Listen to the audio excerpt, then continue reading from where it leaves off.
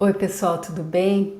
Nós terminamos então no último vídeo, ontem, nós terminamos o último capítulo do livro Paulo e Estevão, psicografado por Chico Xavier, ditado por Emmanuel, e faz parte daquela série Romances de Emmanuel, e é o livro dessa série preferido do Chico Xavier, segundo o que eu li em uma entrevista atribuída a ele. E agora eu tenho intenção de fazer os outros livros da série Romances de Emmanuel, porém antes disso eu vou fazer a Boa Nova, que é um espírito ditado um livro ditado pelo espírito Humberto de Campos, também psicografia de Chico Xavier. E por quê? Porque ele disse que esse era um outro livro favorito dele. Então nós vamos começar nesse final de semana, e vai ser também a exemplo do livro Paulo e Estevão, feito nos finais de semana, e vai ser em formato de audiolivro. Eu vou só falar algumas coisas no início e no final, para abrir e para fechar, mas eu não vou interromper a leitura, vai ser como audiolivro, não vai ser como os livros que eu faço durante a semana, tá bom? Então nós começamos nesse livro Boa Nova com o título Na Escola do Evangelho. Oferecendo este esforço modesto ao leitor amigo, julgo prudente interessar-lhe uma explicação quanto à gênese destas páginas. Dentro delas, sou o primeiro a reconhecer que os meus temas não são os mesmos. Os que se preocupam com a expressão fenomênica da forma não encontrarão talvez o mesmo estilo. Em período algum, faço referências de sabor mitológico. E naqueles velhos amigos que, como eu próprio aí no mundo, não conseguem atinar com as realidades da sobrevivência, surpreendo por antecipação as considerações mais estranhas. Alguns perguntarão com certeza se fui promovido a ministro evangélico. Semelhante admiração pode ser natural, mas não será muito justa. O gosto literário sempre refletiu as condições da vida do espírito. Não precisamos muitos exemplos para justificar o acerto. Minha própria atividade literária na Terra divide-se em duas fases essencialmente distintas. As páginas do Conselheiro 20 são muito diversas das em que vazei as emoções novas que a dor, como lâmpada maravilhosa, me fazia descobrir no país da minha alma. Meu problema atual não é o de escrever para agradar, mas o de escrever com proveito. Sei quão singelo é o esforço presente. Entretanto, desejo que ele reflita meu testemunho de admiração por todos que trabalham pelo Evangelho no Brasil. Nas esferas mais próximas da Terra, os nossos labores por afeiçoar sentimentos, a exemplo do Cristo, são também minuciosos e intensos. Escolas numerosas se multiplicam para os espíritos desencarnados. E eu, que sou agora um discípulo humilde desses educandários de Jesus, reconheci que os planos espirituais têm também seu folclore. Os feitos heróicos e abençoados, muitas vezes anônimos no mundo, praticados por seres desconhecidos, encerram aqui profundas lições em que encontramos forças novas. Todas as expressões evangélicas têm entre nós sua história viva. Nenhuma delas é símbolo superficial. Inumeráveis observações sobre o Mestre e seus continuadores palpitam nos corações estudiosos e sinceros. Dos milhares de episódios desse folclore do céu, consegui reunir 30 e trazer ao conhecimento do amigo generoso que me concede sua atenção. Concordo em que é pouco, mas isso deve valer como tentativa útil, pois estou certo de que não me faltou o auxílio indispensável. Hoje não mais cogito de crer, porque sei. E aquele mestre de Nazaré polariza igualmente minhas esperanças. Lembro-me de que um dia, palestrando com alguns amigos protestantes, notei que classificavam a Jesus como rocha dos séculos.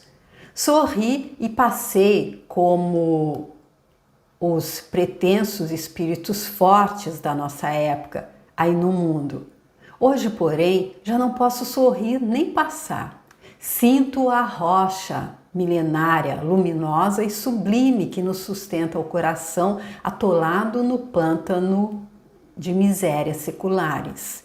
E aqui estou para lhe prestar meu preito de reconhecimento com estas páginas simples, cooperando com os que trabalham devotadamente na sua causa divina de luz e redenção. Jesus vê que no vaso imundo do meu espírito penetrou uma gota do amor desvelado e compassivo dele. O homem perverso, que chegava da terra, encontrou o raio de luz destinado à purificação de seu santuário. Ele ampara meus pensamentos com sua bondade sem limites. A ganga terrena ainda abafa em meu coração o ouro que me deu da sua misericórdia. Mas como Bartolomeu, já possuo o bom ânimo para enfrentar os inimigos da minha paz que se abrigam em mim mesmo. Tenho a alegria do Evangelho porque reconheço que seu amor não me desampara. Confiado nessa proteção amiga e generosa, meu espírito trabalha e descansa. Agora, para consolidar a estranheza dos que me leem com o sabor de crítica, tão ao gosto do nosso tempo, justificando a substância real das narrativas deste livro, citarei o apóstolo Marcos, quando diz, 4,34, e sem parábola nunca lhes falava, porém tudo declarava em particular aos seus discípulos. E o apóstolo João, quando afirma, 21:25, há, porém, ainda muitas outras coisas que Jesus fez e que, se cada uma de per si fosse escrita, cuido que nem ainda o mundo todo poderia conter os livros que se escrevessem. E é só. Como se vê, não faço referências aos clássicos da literatura antiga ou contemporânea. Cito Marcos e João. É que existem espíritos esclarecidos e espíritos evangelizados. E eu, agora, peço a Deus que abençoe a minha esperança de pertencer ao número destes últimos. Humberto de Campos, Pedro Leopoldo, Minas Gerais, 9 de novembro de 1940. Boa nova! Os historiadores do Império Romano sempre observaram com espanto os profundos contrastes da gloriosa época de Augusto. Caio Júlio César Otávio chegara ao poder, não obstante o lustre de sua notável ascendência, por uma série de acontecimentos felizes. As mentalidades mais altas da antiga república não acreditavam no seu triunfo. Aliando-se contra a usurpação de Antônio com os próprios conjurados que haviam praticado o assassínio de seu pai adotivo, suas pretensões foram sempre contrariadas por sombrias perspectivas. Entretanto, suas primeiras vitórias começaram com a instituição do triunvirato e, em seguida, os desastres de Antônio no Oriente lhe abriram inesperados caminhos. Como se o mundo pressentisse uma abençoada renovação de valores no tempo, em breve todas as legiões se entregavam sem resistência ao filho do soberano assassinado. Uma nova era principiara com aquele jovem enérgico e magnânimo. O grande império do mundo, como que influenciado por um conjunto de forças estranhas, descansava numa onda de harmonia e de júbilo depois de guerras seculares e tenebrosas. Por toda parte levantavam-se templos e monumentos preciosos.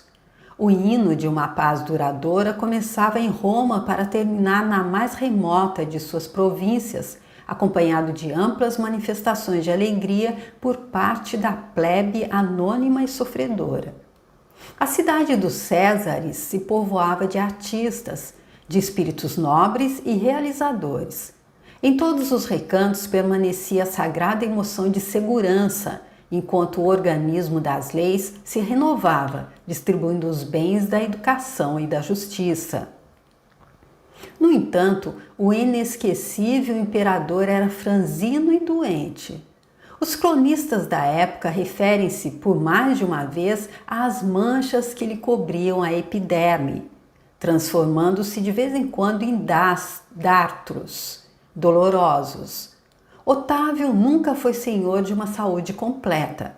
Suas pernas viviam sempre enroladas em faixas e sua caixa torácica convenientemente resguardada contra os golpes de ar que lhe motivavam incessantes resfriados. Com frequência, queixava-se de enxaquecas que se faziam seguir de singulares abatimentos. Não somente nesse particular padecia o imperador das extremas vicissitudes da vida humana. Ele que era o regenerador dos costumes, o restaurador das tradições mais puras da família, o maior reorganizador do império, foi obrigado a humilhar seus mais fundos e delicados sentimentos de pai e de soberano, lavrando um decreto de banimento da sua única filha, exilando-a na ilha de Pandatária, por efeito da sua vida de condenáveis escândalos na corte, sendo compelido mais tarde a tomar as mesmas providências em relação à sua neta. Notou que a companheira amada de seus dias se envolvia na intimidade doméstica em contínuas questões de envenenamento dos seus descendentes mais diretos, experimentando ele assim, na família, a mais angustiosa ansiedade do coração. Apesar de tudo, o nome dele foi dado ao século ilustre que o vira nascer. Seus numerosos anos de governo se assinalaram por inovidáveis iniciativas. A alma coletiva do Império nunca sentira tamanha impressão de estabilidade e de alegria. A paisagem gloriosa de Roma jamais reunira tão grande número de inteligências. É nessa época que surgem Virgílio, Horácio, Ovídio, Salústio, Tito Livio e Mecenas como favoritos dos deuses.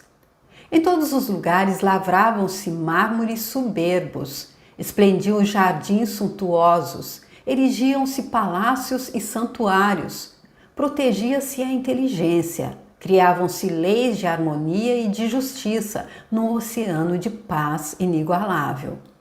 Os carros de triunfo esqueciam por algum tempo as palmas de sangue e os sorrisos da deusa Vitória não mais se abria para os movimentos de destruição e morticínio. O próprio imperador, muitas vezes, em presidindo as grandes festas populares, com o coração tomado de angústia pelos dissabores de sua vida íntima, se surpreendeu testemunhando o júbilo e a tranquilidade geral do povo e, sem que conseguisse explicar o mistério daquela onda interminável de harmonia, chorando de comoção quando, do alto de sua tribuna dourada, escutava a famosa composição de Horácio, em que se destacavam estes versos de imorredora beleza.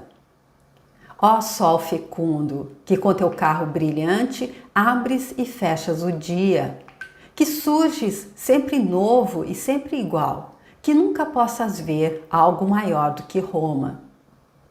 É que os historiadores ainda não perceberam na chamada época de Augusto o século do Evangelho ou da Boa Nova. Esqueceram-se de que o nobre Otávio era também homem e não conseguiram saber que no reinado dele a esfera do Cristo se aproximava da terra numa vibração profunda de amor e de beleza. Acercavam-se de Roma e do mundo não mais espíritos belicosos, como Alexandre ou Aníbal, porém outros que se vestiriam dos andrajos dos pescadores para servirem de base indestrutível aos eternos ensinos do Cordeiro. Imergiam nos fluidos do planeta os que preparariam a vinda do Senhor e os que se transformariam em seguidores humildes e imortais dos seus passos divinos. É por essa razão que o ascendente místico da era de Augusto se traduzia na paz e no júbilo do povo, que instintivamente se sentia no limiar de uma transformação celestial.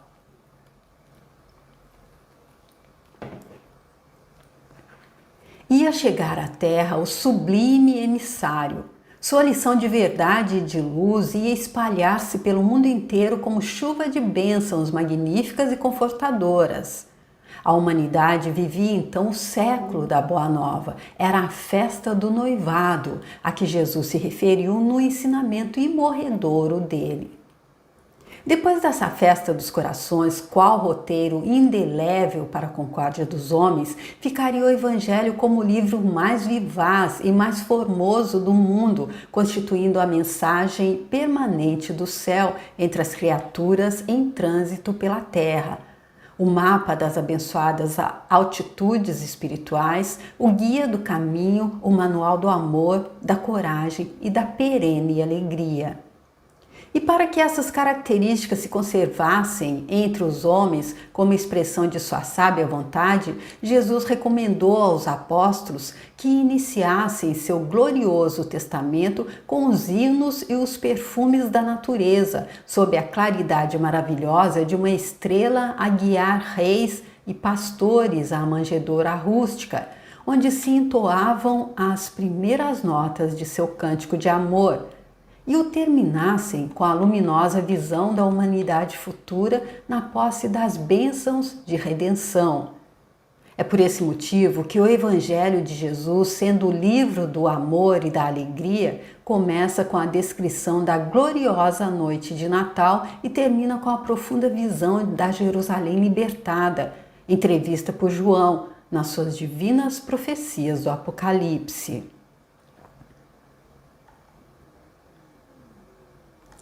Então aqui eu fico nessa primeira parte, que é a Boa Nova, então que ele começa então falando ali da época de Caio Júlio César,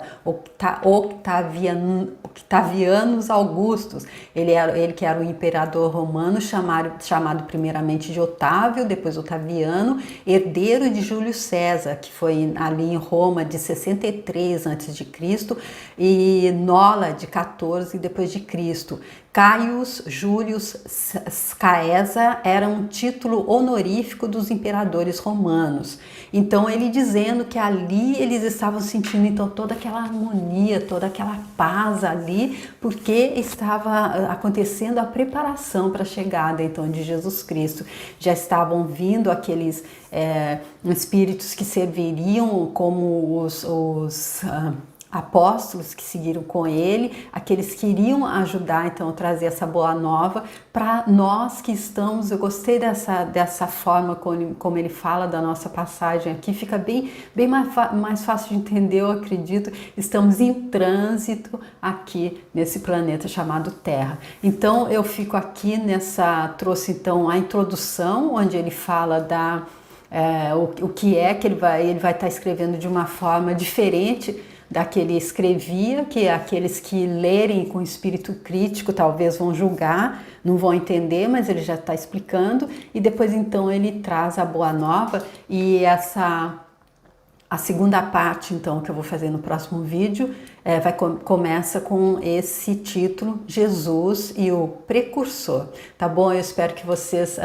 curtam também esse novo livro, que com certeza vai trazer muito mais luz aqui para nossa caminhada enquanto nós estamos em trânsito aqui, fazendo essa travessia aqui numa experiência temporariamente humana, nós que somos espíritos infinitos e que estamos sendo guiados então por Jesus Cristo, que o próprio veio então nos mostrar como é que faz para fazer essa travessia aqui, e é sobre isso que Humberto de Campos vai falar nesse livro. E ele começa falando mesmo antes dele chegar, que já começava a se sentir a paz no ar, não é isso? Foi isso que ele veio trazer então para a gente, paz e amor. Basta que entendamos a mensagem dele. Tá bom, gente? Eu espero que vocês gostem dessa minha escolha, que vocês aproveitem esse guia, esse manual de instrução de como fazer essa travessia que Chico Xavier está trazendo, dessa vez com Humberto de Campos. Tá bom? Muito obrigada e até o próximo vídeo. Tchau!